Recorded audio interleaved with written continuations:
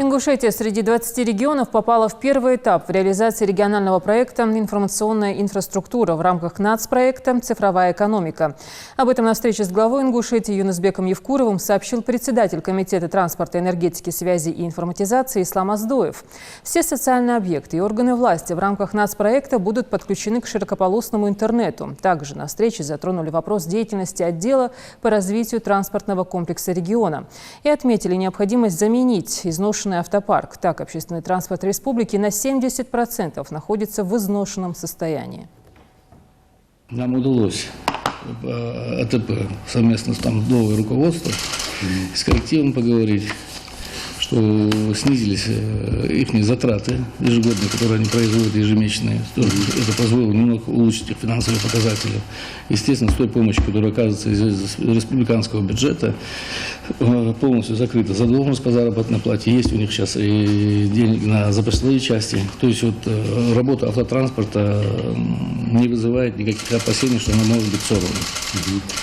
Значит, что еще? За последние 5 месяцев я проанализировал жалобы, которые поступают по автотранспорту, но они связаны, так скажем, с теми вопросами, которые мы в состоянии устранить сами. То есть нарушение графика движения, интервалы, может быть, значительные, но о срыве маршрута, о том, что днями не было выхода на маршрут транспорта, речи уже не идет. То есть уже сегодня можно говорить о том, что транспорт будет стабильно работать.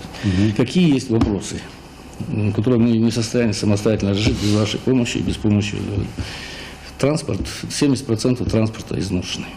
То есть 100% изношенности. Несмотря на то, что у нас на сегодняшний день мы находимся на 5-м месте вообще в России по обновляемости транспорта. Но с учетом того, что у нас в 2013 году купили мы транспорт 50 единиц и 106 единиц в 2015 году, но, тем не менее, этого оказывается недостаточно с тем, что до этого вообще транспорт практически на нулевом уровне был. И вот необходимо, я думаю, что как-то решать, но с учетом той обстановки, которая у нас сейчас есть по финансам, по национальным проектам, по цифровой инфраструктуре.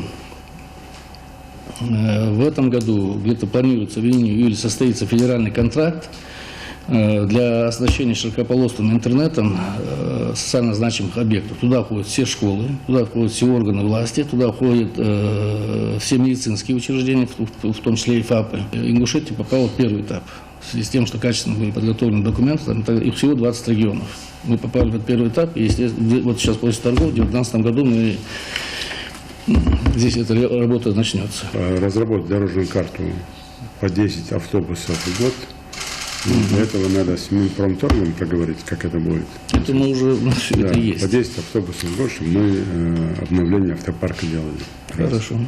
У нас, в принципе, по обновляемости лучше ситуация, чем в других регионах, но тем не менее ее надо поддерживать. Проверить все маршрутки, просто там поставить задачу конкретно, в течение месяца проверить все маршрутки.